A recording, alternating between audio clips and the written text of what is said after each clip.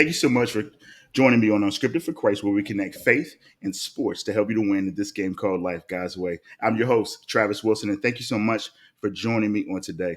Today, we have a very, very special guest. She's actually a Hall of Fame basketball coach. She used to coach for the University of Oklahoma.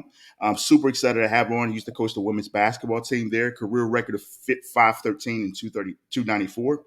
She's now an author, speaker, and I'm super excited to bring her on today. So at this time, I'll go ahead and bring on Coach Sherri Coale. How are you? Good morning, Travis. I'm good. How are you? I am doing very well. Thank you for coming on. I really do appreciate it. Absolutely. Thank you Yes, for ma'am. having me. Absolutely. So before we get started, I would love to start out in prayer. Is that okay? You bet. Awesome. Father God, in the name of Jesus, I just thank you, Lord God, for this day. I thank you for your love. Thank you for your grace. Thank you for your mercy. Thank you for your kindness and your strength. Thank you for loving us and keeping us in spite of us, Lord God. I pray for every single person who listens. I pray that they get touched. I pray that lives will be saved, lives will be delivered and set free, and help them to be encouraged by Coach Cole's story, Lord God. In the name of Jesus, let your will be done. In Jesus' name, amen. Are you a bold Christian looking for a stylish way to express your faith?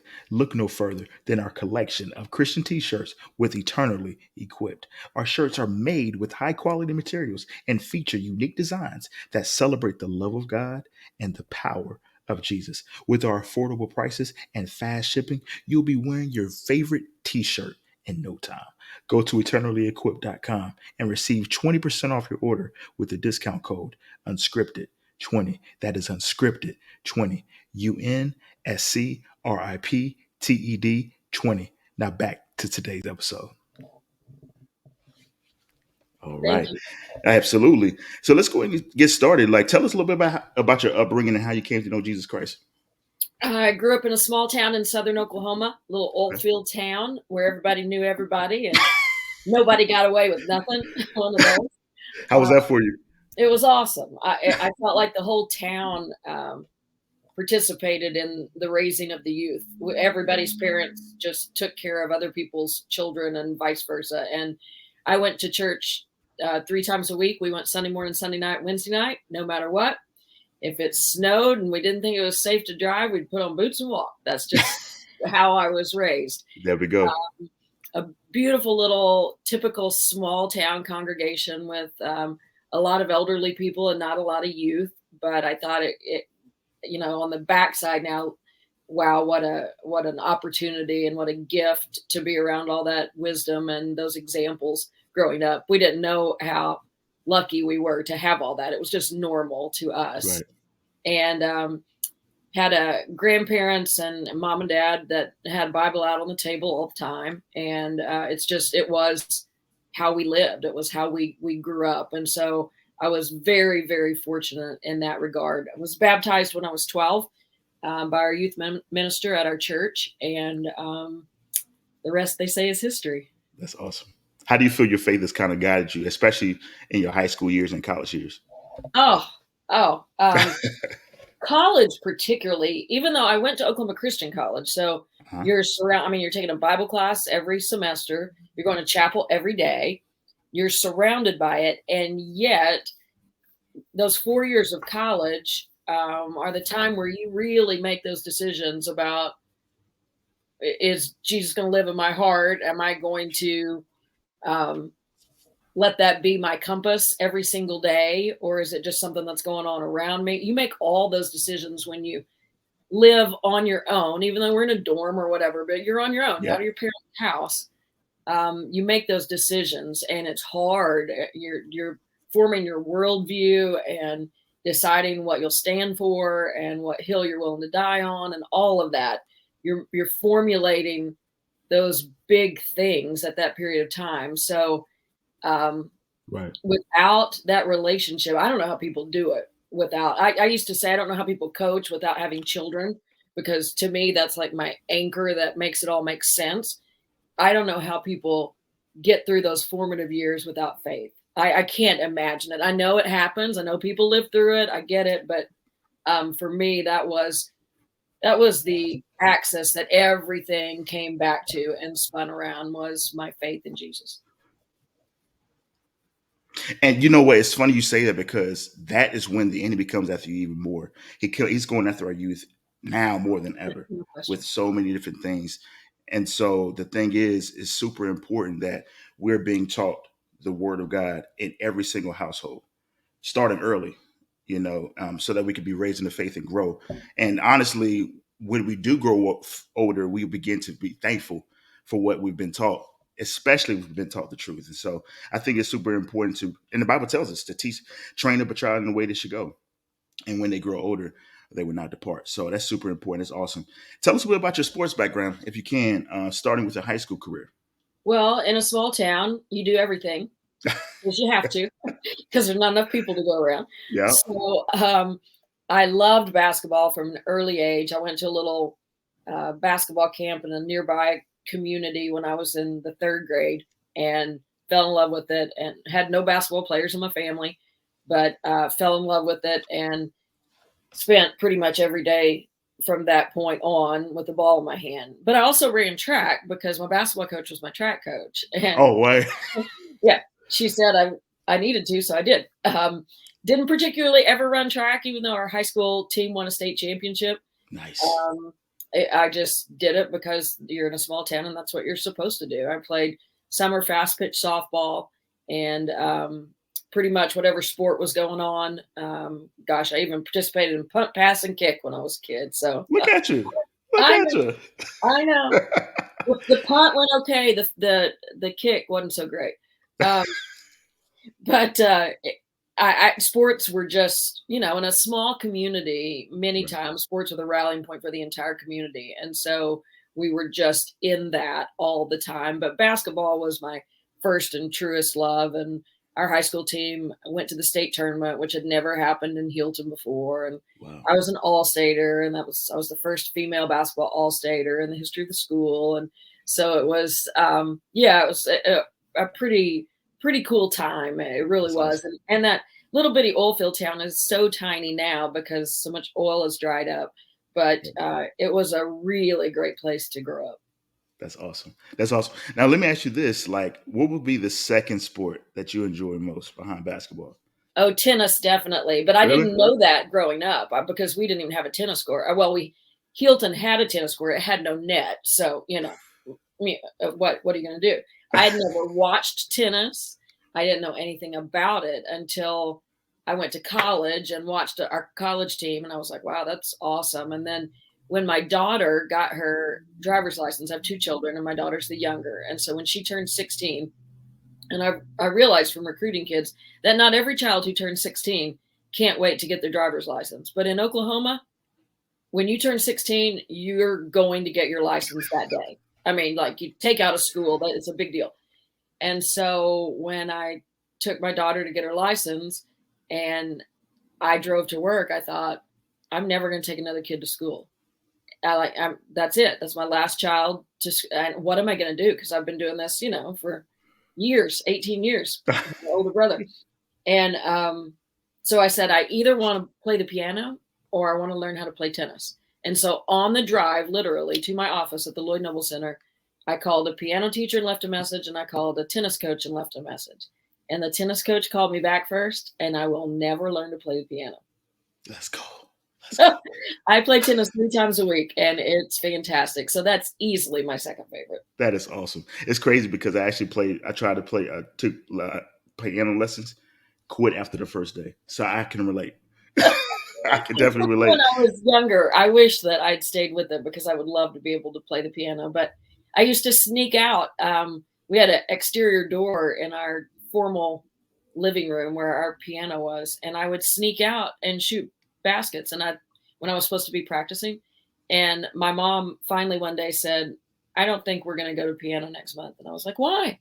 She's like, "Because you don't practice. You go out and shoot baskets." And I was like, oh yeah, you knew that? I didn't think you knew that. And that was the end of piano.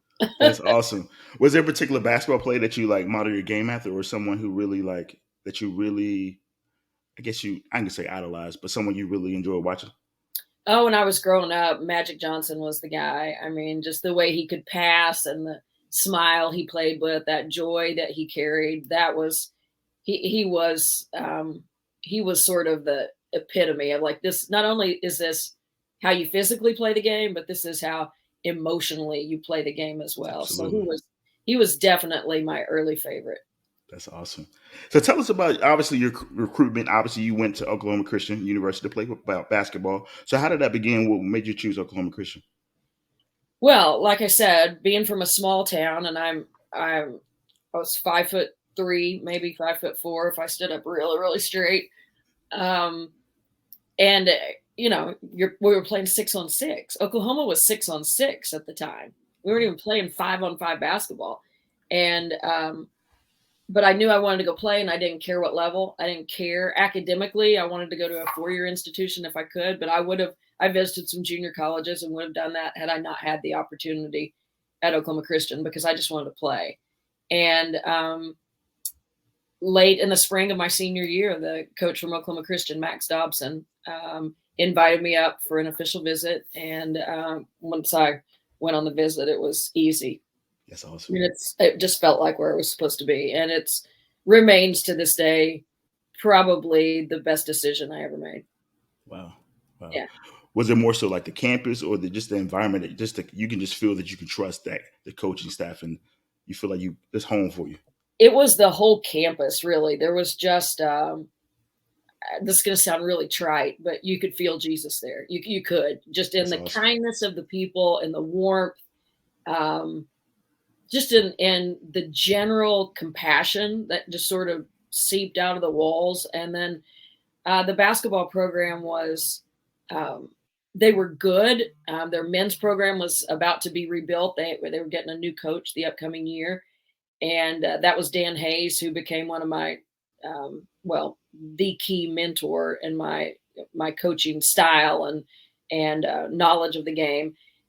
So, and they were just, it was super competitive, but it was not the only thing. Like you could tell immediately that yes, you're to become a better player and we're going to try to win championships, but you're also expected to do all this other stuff that's outside of the gym. And academics were huge and tough. It was a very difficult academic track there, high expectations and rigorous classes. And I enjoyed all of that. So it was just a perfect blend for me and a perfect place for the right time in my life. That's awesome. So obviously, as we know with athletics, obviously, especially with me playing basketball as well, far too often we get caught up in our athletics, but we Mm. fail to realize that we're student athletes. So how do you find that balance, or how did you find that balance between academics and athletics, and what kind of resources were you able to use? Well, I think that it's much easier at a smaller school, like the NAI school or now they're D2, um, than it is at a major D1. You know, as I watched the challenges that my players at Oklahoma faced, they were bigger and badder, if you will, than the ones that I faced at Oklahoma Christian. And it wasn't just because I was in a private institution and this was a public one. It had to do with the size of the platform. It's just very, very different. You know, we're going in vans, driving 5 hours to a game in a van, and you're studying in the back with a itty bitty book light, you know. And this was back before anybody had a laptop that they were carrying around. And there's a certain, I don't know if grit's the right word, but there's a certain appreciation and understanding that is built through that, Right. um, that you become very, very grateful for down the road. Hmm. Uh, what you have to fight when you're a Division 1 athlete is you're not getting in a van and driving 5 hours. There's a charter bus that's picking you up and taking you to the charter plane, and other people are lifting your bag from the bus to the plane, and you're going to stay at a 5-star hotel. And so there's some extra entitlement that's built in. It's systematic. It doesn't come from the player. It Right. comes from the environment around the player that you really, I think, have to purposefully guard against and be aware of, lest you get sort of softened by all of that. And so that's just one of a myriad of examples of how different it is. But to your original question about um, how to balance it all, it was just like it was in high school, which is just like it's been in life since. You say yes to what you want. That means you say no to a lot of other things. That's right. That's just saying yes means saying no. And so you understand that trade off that Right. exists. And, you know, my buddies could go to a movie. I couldn't because they got to study the entire afternoon. I was at basketball practice the entire afternoon. I had to study the night while they were going to the movie. And you just learned how to time manage for sure. Right. A huge scheduler, list maker every day because there were so many things to do. And if you didn't manage your time appropriately, something was going to get lost. Whereas my friends who were quote unquote normal students seemed to have all these swaths of time, like these big 3, Yep. 4, 5 hour gaps of time. And I'm like, what? Every moment of my day is scheduled. But what a gift for life after college, because when you get out in the real world, you don't have large swaths of time. And You when you have don't. children, you don't have any swaths of time. So it's just a great preparation, I think. But I would give a lot of credit to my coaches for the continual emphasis on, we were absolutely clear that academics came first. I mean, there was no question. And that was modeled if we had uh, what's the word I'm looking for? A conflict between class and practice. Class won. I mean, they modeled that, and there was never any pressure to make an athletic choice. So I was surrounded, I guess, by um, some constraints that kept me in that Right. good time management system. And so it was maybe easier there than it is at some places. But it goes back to discipline means saying yes and saying no. I love what you said, especially when you mentioned that, especially with everything that's been given to the student athlete today, as far as NIL and all this stuff, you have to be intentional and make a choice of, hey, am I going to allow this to get the best of me, or I'm going to walk in humility? And honestly, your walk with the Lord is even more pertinent, right? No Because it's question. easy. It's easy. Everyone's telling you're a great player, you're a great athlete, you could probably take it to the next level.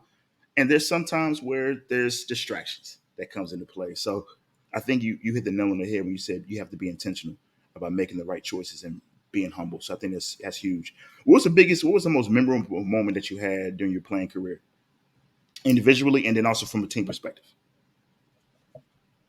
Oh, I'm going to say in college, we played Cameron University, and we were both ranked nationally, but they were like two in the country, maybe.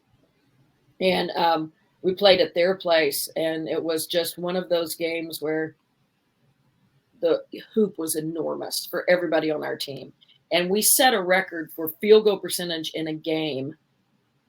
I want to say it was 70 some odd percent from the field we shot as a team for that game. And um, I just remember I remember running a little inbounds play and over and over and just getting the little baseline jumper. And it just, none of us missed. It was just crazy.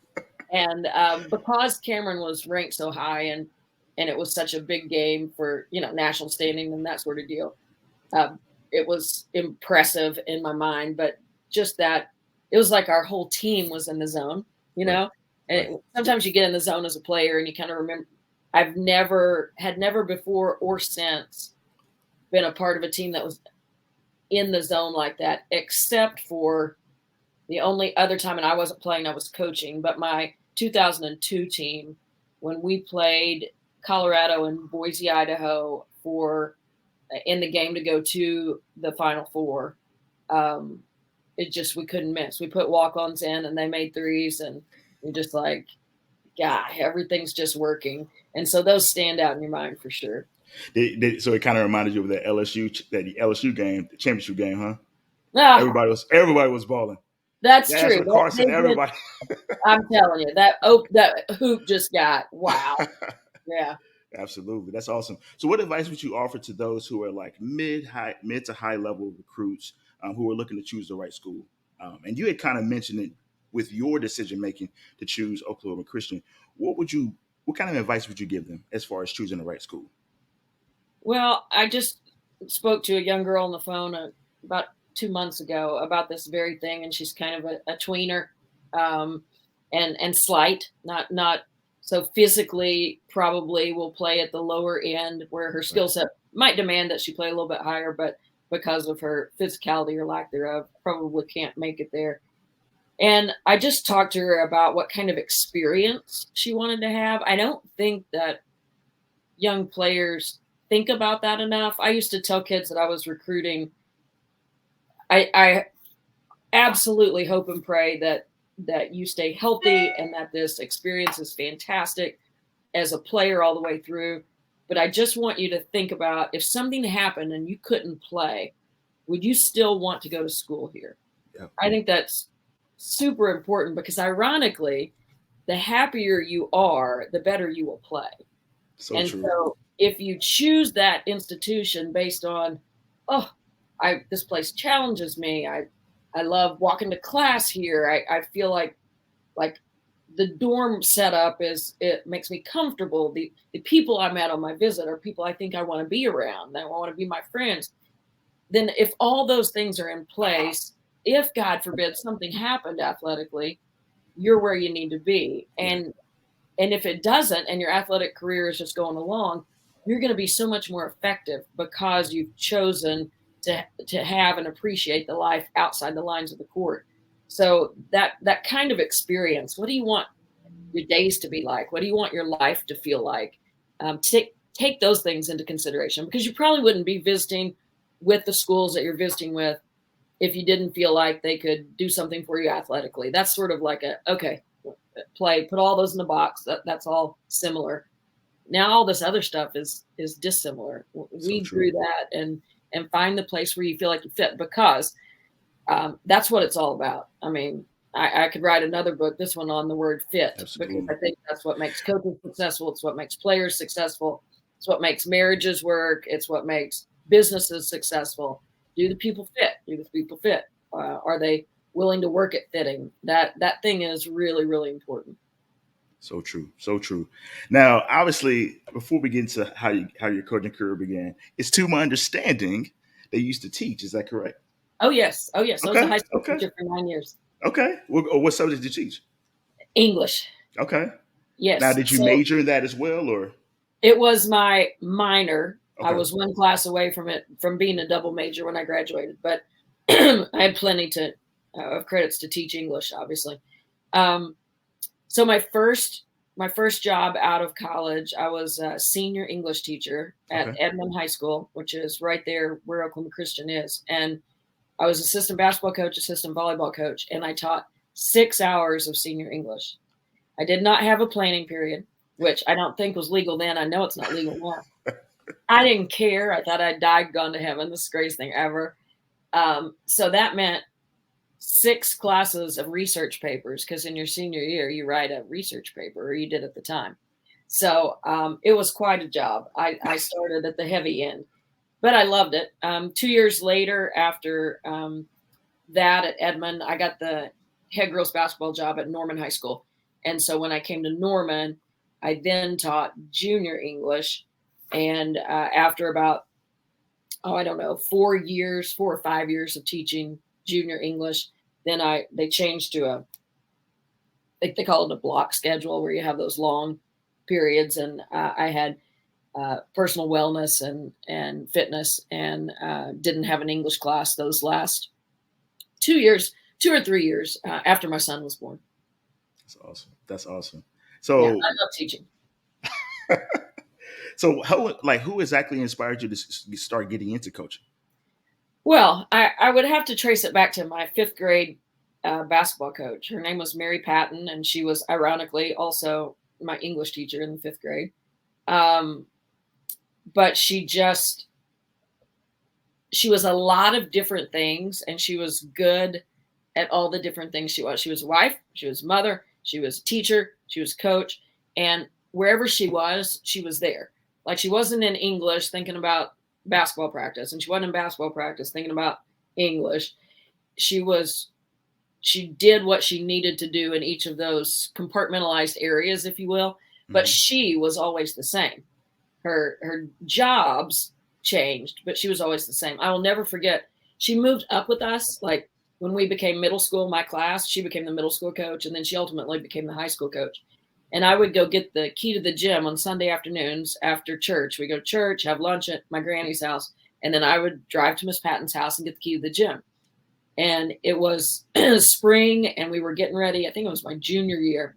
We're getting ready for the playoffs, and they were deciding who goes where, and you don't know any of that. They call the coach, and then you find out on Monday, and blah blah blah. And it was Sunday afternoon. Excuse me. I went to pick up the key from her, and she had on an apron, which I'd never seen my coach in an apron. She was cooking. She's somebody's wife, somebody's mother. She's cooking, Right. and she had something in the oven that she was baking, and she had the scouting report for our opponent on the coffee table. And that was the first time that I'd really ever seen all of those hats that she wore on at the same time. And I just remember thinking, that's a really cool way to live. And I'll be darned if that's not how I got to live. That's awesome. 30 That is some odd awesome. years. Yeah. And here you are today, right? So walk me through why Oklahoma? How did that opportunity come about as a coach? Well, I'm an Oklahoma girl. I grew up in the kind of house where on Saturday afternoons when the football team was playing and they played Oklahoma where the wind comes sweeping down the plain, everybody stopped and they sang the OU chant and everybody put their finger. I'm like, you're running through the house playing and the fight song's on. So it was that kind of household. I bled very, very, very crimson. And then when I got the opportunity to come to Norman High School and be the head ball coach, it never, ever, ever was even on my radar to coach at the University of Oklahoma. Actually, college coaching was not on my radar because, Really?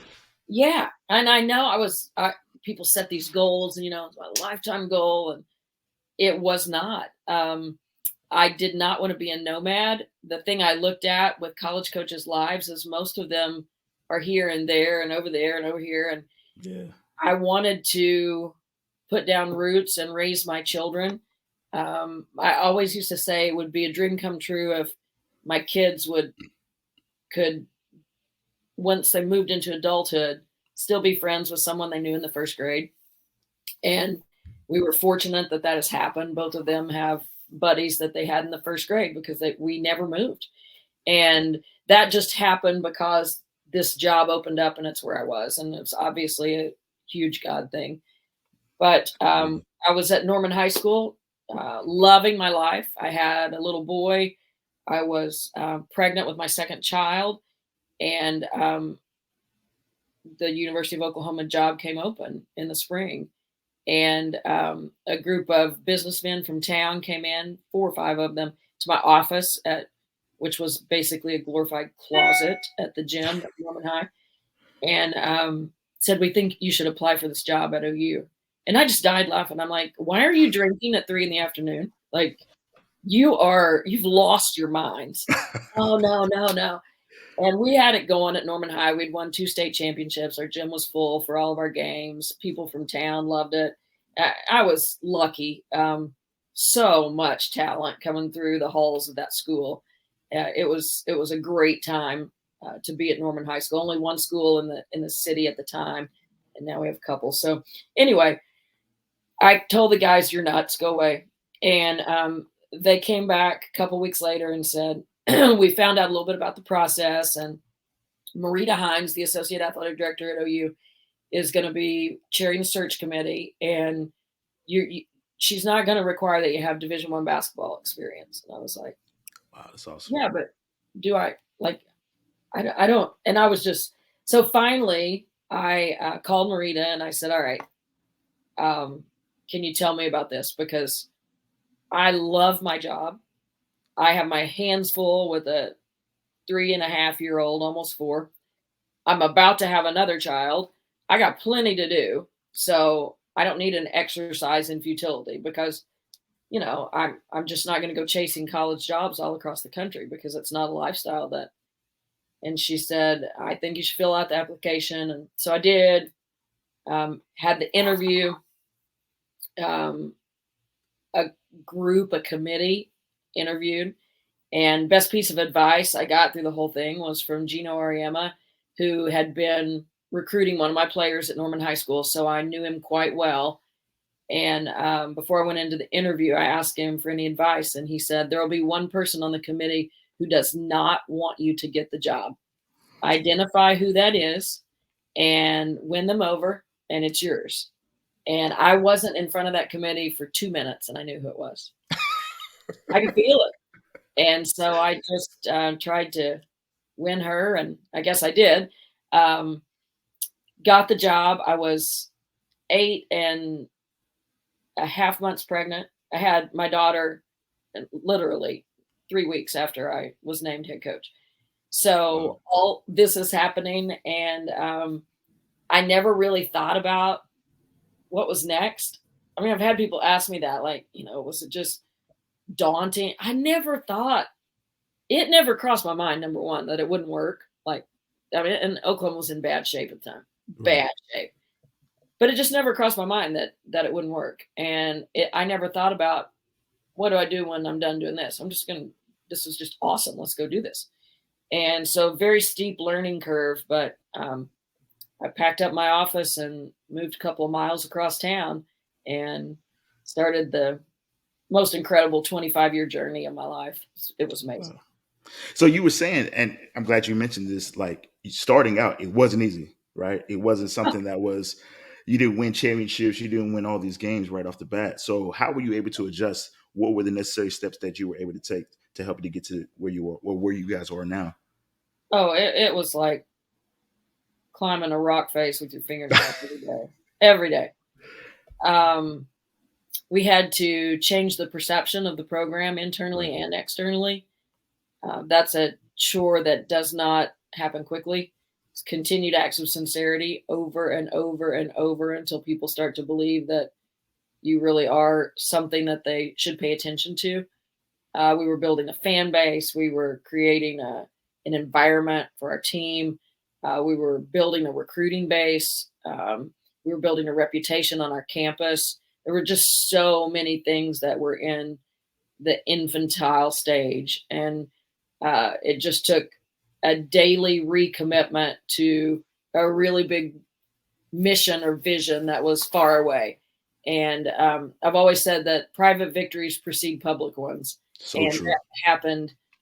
We had to celebrate those. My first year at Oklahoma, we had our first really legit elite practice in February. And I remember marking the day. Like, we just went for 2 hours the way you're supposed to go for 2 hours. We had done it in bits and pieces leading up to that. I mean, the first few months, we never did it. But then you go, okay, that 5 minutes was it. Let's see if we can do that again. And then we'd have a 20 minutes. That was it. At the end of practice, boy, that 20-minute span right there, you got it. But then the rest of this, we kind of wasted time, And so you just build to that. And that day that we did the whole thing for 2 hours was a moment. It was a monumental moment for our program. And so you just celebrated those things and recognized them, knowing that it wasn't going to be quick. And we were 5-22 my first year. Wow. My second year, we were 8-19. Oh, wow. Way better. Right. Yeah. And that's really when, the vultures started to come out then, because the first year, they're kind of like, they give you a pass. Like, yeah, you didn't inherit anything and you got to rebuild. But then people on the outside expect, okay, so you should win at least half your games the next year. And that's not the case. We were much better, much, much better. We were in all of our games. We were going right to the wire in some of our games. The quality of our play was so much better, but it didn't necessarily show on the scoreboard. And so we had to keep our internal eyes on the right thing, not what the external world was looking at. And then the next year we turned it around and won more than we lost. And, the rest, I guess, is history. 6 years later, we were playing for the national championship. Wow. That's incredible. And you know what? It just reminds us of, like, it's a lot of similarities in this particular situation, also in our Christian walk every single day, right? Yeah. It's a process, right? Oh, we're not going to reach the mark. There's an internal scoreboard and there's an external scoreboard. Yes. And you got to keep looking at the right one. No question about it. Hard. Are we willing to trust the Lord in the process? It's not easy to do that. And so that's where that relationship is so important. So what was the most rewarding thing about being a coach? And what would you say would be the most challenging? It's the same answer for both. Making a difference in kids' lives, watching them learn and grow and have that aha moment. Um, Hmm. the challenging part being sometimes that aha moment doesn't come until 15, 20 years later down the Right. road. And so the challenge of feeling like I couldn't reach that kid, I couldn't get out of that individual, what I can see in there, I couldn't get it out. Right. And the key is different to every kid. The entry point is different, and the levers you move are different. And so that's a challenge, but it's also the great reward when you see that you were just able to unlock something where Yep. they could go become the best version of themselves. That's what it's all about. It's the people they become. Absolutely. So what would you say, like, how would you like, what's the best way practically to build relationships? Because as you know, coaching, that's the biggest part is building those relationships to build that trust with your players. So how would you practically go about building those relationships? Oh, lots and lots and lots of one-on-one time. Lots of one-on-one time. I used to ask myself at the end of every season, um, the what are you doing that you need to keep doing? What are you doing that you need to stop doing? And what do you need to start doing? And the one thing that every year was the same answer. What are you doing that you need to do more of? It was meet individually with players. And I met with them individually a ton, but you could never really do it enough. Right. And it needs to be outside of the sporting venue. If you're a basketball coach, don't do it in the gym, don't do it in your office, don't do it in the locker room. Go to Sonic, take a walk around campus, do something that's have them over to your house, whatever. Um, it's really asking a lot of questions and listening to the answers, both what they say and what they don't say, Right. and investing in who they are as a person. That's the only way you can get them to reach their potential. And, I think it's more important than ever. And I wish I had been better at this. Um, kids come in, all people are complicated, they've been complicated since the beginning of time, but they come in now with so many defense mechanisms to Hmm. protect that complexity, ways of hiding it and keeping an armbar up and burying things. And I wish I had been more adept. I wish there had been better training. And I'm not, the fault is mine. I'm not putting the blame anywhere. I wish I had sought out better training to Yeah. figure out how to get through all that and be better able to reach kids who were different from me. And that escalated as I got older, and the gap between the two of us, there's so many different challenges and battles that kids face now. And so figuring out how to get through that, I think, is super important for coaches. I would spend as much time um, trying to get to know players and trying to understand how players see themselves as I did anything, because I think that self-awareness, and often players, and this delves into a huge conversation, but I think they arrive not having any idea who they really are because the world's telling them all the time because they're so Yes. inundated. And so that time dedicated to helping a young boy or girl figure out who they really are and who they really want to be is 50 times more important than teaching them how to use a ball screen. So So that true. thing comes first. That's so true.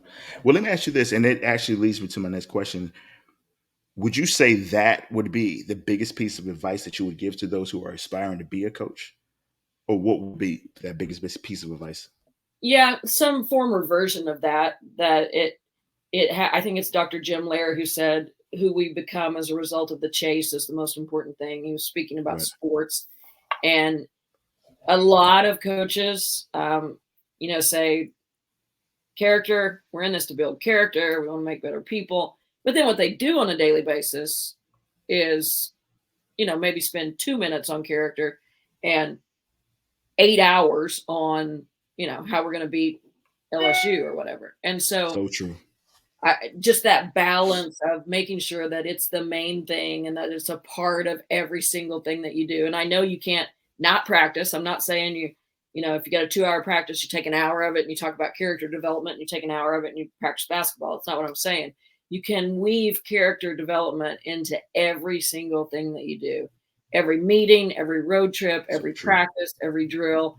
And if you keep that thing, the main thing, in your brain, then it permeates your program, and you got a shot at reaching kids. And at the end of the day, they look at your life. They look at your life as a leader, right? No question. How are you? Do you bear fruit in your life? How you live your life, and honestly, at the end of the day, a coach is a ministry, right? And so No looking question. at that as such is super important. So if you can, tell us a little bit about your book. I'm super excited to talk about that. So how did your book Rooted to Rise, the Redwood Legacies of Life Anchoring People? Tell us Yes, about that. yes. Rooted to Rise, really just I sat down to write and it came out. I've been a writer my whole life, and I don't know that I'd ever necessarily said I want to be an author, but I'm a writer. I write to understand. I write to get clarity. I write because I love words and sentences, and I'm a big reader, as you can see.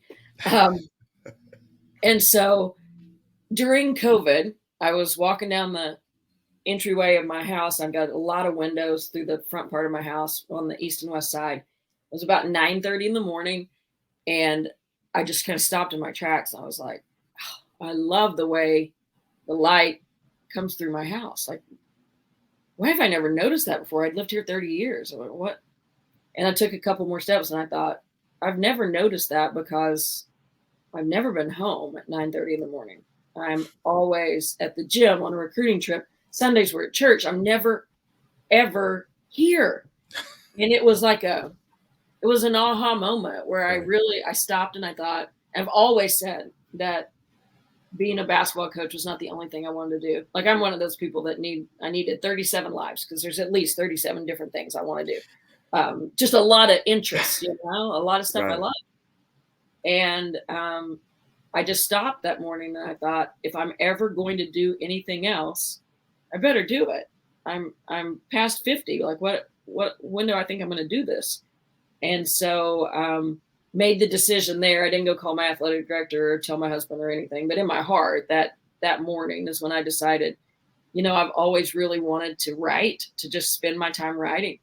And so that was the COVID season. There were lots of restrictions. We couldn't travel to recruit. And there were lots of things that were different. So when I had any time at all, I would just start writing.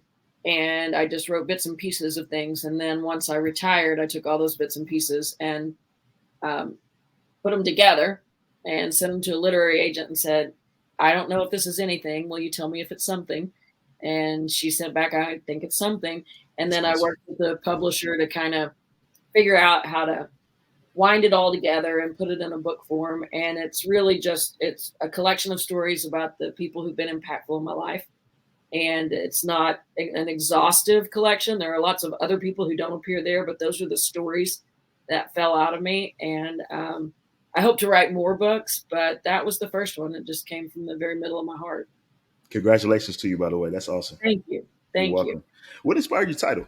Tell me that. Tell me that. What inspired Oh your title? my, that was quite a story. So it was not the original title. I had a working title, and publisher asked me if I was married to that title, and I said I'm not even sure we're going steady, to tell you the truth. I got my doubts here. It was close, but it wasn't exactly what I thought it should be. Right. And so she just began asking me all kinds of questions about commonalities within within the stories in the book, like what's the thread, and this seems to be about this seems to be about this, how are they connected? And somehow we had all kinds of words. We were throwing words up on the wall, and we had all kinds of ideas, and some things she said ignited my response, which was, oh, it's like the story of the Redwoods, the one I tell my team every year. And she's like, well, tell me the story you tell your team every year. And I said, you know how the redwood trees have a root system that grows out and not down, like you would think, because they're so huge and they live for so long that they would just have this root system that attaches to the core of the earth. But they don't. Their roots grow out and they're super shallow. And what they do is they wrap around each other and they hold each other up.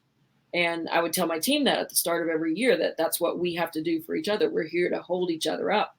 And she was like, well, your title's right there. Figure that out. Just dive into that. That's what it is. That's what this book's about.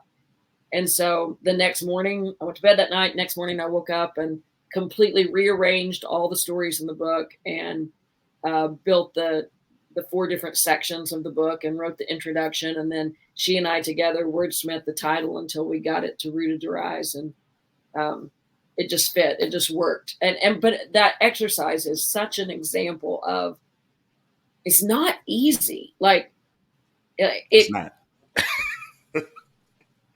when to get to right, there's just all this wrong that you got to go through. Like, that's not it. That's not it. That's not exactly it. That's close, but that's not it. And there were so many times that we could have settled. But when I look at the title of that book, it's so perfect. If we had settled, I would have been so disappointed. Maybe it makes a difference in sales. Maybe it doesn't. I don't know. Who cares? That's not the point. The point is to get it as close to right as you can. Absolutely. And there's just such reward in digging through that. I mean, it's just anything. It doesn't matter. For me, it was getting the title of the book. I mean, for me, it's writing every day when I sit down and put my butt in the chair and try to write sentences that move people, which is no different than being an athlete and going to the gym every day and trying to develop my craft. It's the same sort of constant diligence, for lack of a better term. Diligence is not a very sexy word, but that's what it is. Just showing up every day and getting it done. And there's such reward on the backside of that. That's so awesome. And even more so, finding the right publisher. I mean, that collaboration is key, like you said, to help you through that process. So I get it for sure. Yeah. Where can readers find it? Amazon and barnesandnoble.com. And here in Oklahoma, it's available at some local bookstores. But Amazon's the quick, easy way. Okay. And tell us a little bit about your website. You were telling that you have blogs typically as well, right? Yeah. So sherricoale.com is my website. Oh, look at you on the screen. You're all over that. I have a weekly blog that's published on Tuesday mornings because Tuesday was game day, and it comes out at 10 o'clock because that was my number. You take the girl out of the gym. You can't take the gym out of the girl. That's right. But I've been doing it. My goal when I set out was my publisher had said you need to publish some things online and start to create some sort of a following. This was before the book came out. And so I said, okay, I'll try to do this blog for a year. And my 2-year anniversary was this past June. So I've done it every Tuesday for 2 years. Congratulations. So there are a lot of pieces in there. And it's I love it because it's all over the board. Like I can explore whatever is in my head or heart at the time. And so there's some stuff about sports and some stuff about family and some stuff about whatever's going on in the world. It's just kind of all over the board. That's awesome. Looking back at your career, what are you most proud of? What are you most proud of? Oh, the people our players have become. Just story after story after story of people that I admire and respect and am so stinking proud of. Just all over the place. I'm pretty sure you see a lot of your players in the WNBA and you're like, oh my gosh, I remember when this player was like this and this player was like that.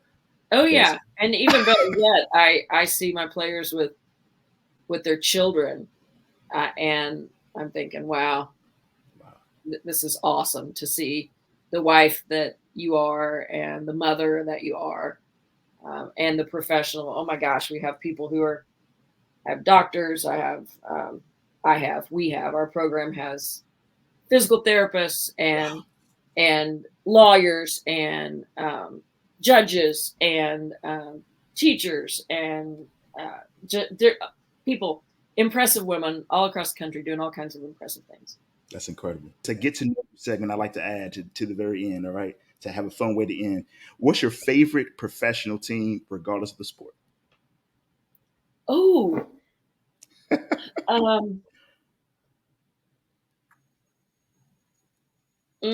that's a tough one. I'm going to say the San Antonio Spurs of old. I don't know if I get to do that, but like the Ginobili days, that Tony Parker, that crew Duncan. Where the ball never touched the floor and they were so tight. I'm going to go with them, even though I have a lot of favorite football teams too, but we'll go with that. Okay, okay. What about your go-to snack? Oh, Go-to Cheetos. Cheetos. Cheetos? Oh Okay. yeah, easy. Favorite sports-inspired movie? That's a tough one to know. Hoosiers. Okay. From Indiana. Uh-huh. Favorite hobby? I know you mentioned tennis. Are there any other hobbies?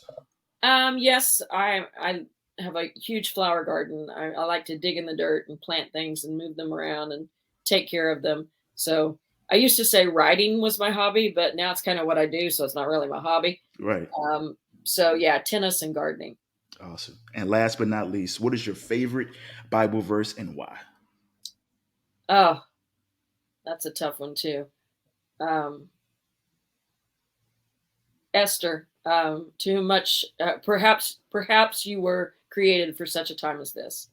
I vacillate between to whom much has been given, much shall be required, which was my favorite coaching Bible verse. But Yes. probably Esther, um, because I think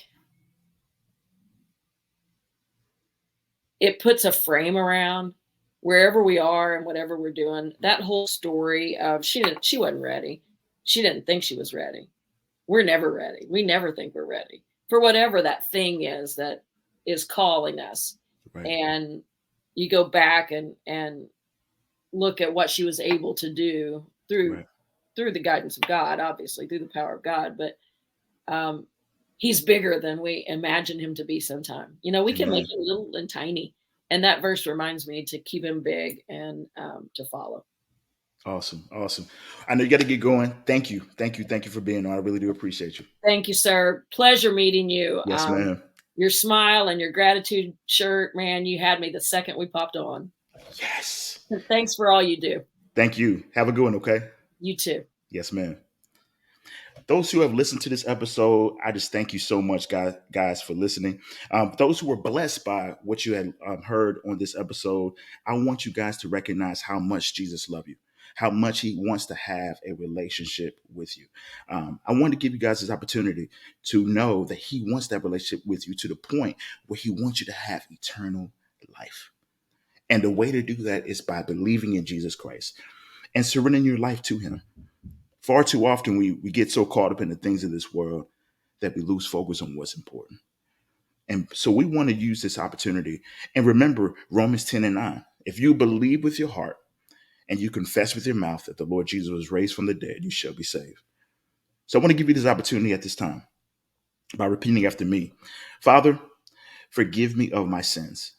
Wash me white as snow. I surrender my life to you today. I'm yours. Lead me, guide me. I believe that you died on the cross for me and rose again on the third day. In Jesus' name, amen. Those who repeated that prayer, you're saved. But here's some next steps. You're probably wondering what is next. One way, super important, as I stated before, having that relationship with the Lord is super important. Getting into the Word of God, drawing close to the Lord in prayer, in the Word of God, is super important. So finding a really good study Bible is key. Finding a good commentary, really good commentaries are really good. It's a great way to be able to study the Bible. It's a great tool to use to be able to dig deep, to learn different things in the Bible from behind the scenes, be able to learn different things and get interpretations and things of that sort. But most importantly, the Holy Spirit will give you that interpretation as well. So that's super important. Number two, finding a good church to be a part of. I think that's super important. That's what a lot where you can find that accountability, where you can be able to not only get a great word and from a great leader who preaches the gospel and preaches the truth, but also is a great form of communication, community. You can be able to find that great community, which is super important. Number three, baptism. I think that's key. I think that's very important. That's an outward symbolism of our inward faith. And so that reminds us, and to be honest with you, if Jesus did it, why shouldn't we? It reminds us of when Jesus Christ died on the cross. So when we get into the water, it reminds us of us dying to our old self. And when we get out of the water, it reminds us of Jesus Christ when he was resurrected and us dying and us being alive to our new self in Christ. The Bible tells us if any man be in Christ, he is a new creature. Old things have passed away, and behold, all things have become new. And so I just want to give you some different tools, different things to look for. Definitely find a great Bible study group. You could be able to find that typically through your church. So whether if it's a singles group, a men's group, women's group, whatever the case may be, that a lot of churches typically have small groups, and that's a great way to be able to meet up with smaller groups, meet long lasting friends, find people that's going to encourage you, find people who's going to correct you and tell you the truth as well. And so that's super important. So definitely take advantage of these things. Be able to grow in your walk. Something that really helped me growing in was finding something called YouVersion. That's a great app, Bible app that you can be able to look at different devotionals. Uh, so whatever you're going through, whatever it's, if you need peace, if you need joy, if you need hope, being able to find those different things is super important. And it's pivotal, especially as you grow in your walk with the Lord. So definitely take advantage of that. And feel free to hit me up on my social media platforms, Facebook at Travis Wilson, or go to Unscripted for Christ. You'll be able to find that as well. Not to mention, you also have hit on my Instagram as well, Travis Wilson 0303, or TikTok, Travis Wilson 0303 as well. Feel free to DM me if you have any questions or any prayer requests, and I'll be glad to help you out and assist you as well. Check out my website. If you have any prayer requests, go there as well. You could be able to go there also. Or if you want to be able to book me for a speaking engagement or anything like that, feel free to hit me up, request on there as well. If you are interested in any reading material, we have a podcast called Let's Go Weekly Devotions for Godly Competition in the Game of Life. That's a great way for you to be able to check out different sports instances, with whether from a collegiate or professional athlete or coach standpoint. You'll be able to learn from those experiences and be able to learn Christian principles in the process. You'll be able to pick it up on Amazon, barnesandnoble.com, or even my website, traviswilson.org. Another thing, something that's huge, subscribe to this channel, Unscripted for Christ. Definitely tell others about this episode. It was amazing to hear Coach Cole's story, and it was great speaking with her for sure. So definitely tell others about it for sure. Tell people about the podcast in general. You'll be able to find this podcast. Follow as well. You'll be able to find this podcast on Apple Podcasts, Spotify, iHeartRadio, or even Amazon Music. So listen, one thing I want to tell you guys: Jesus love you, I love you, and be blessed. We out.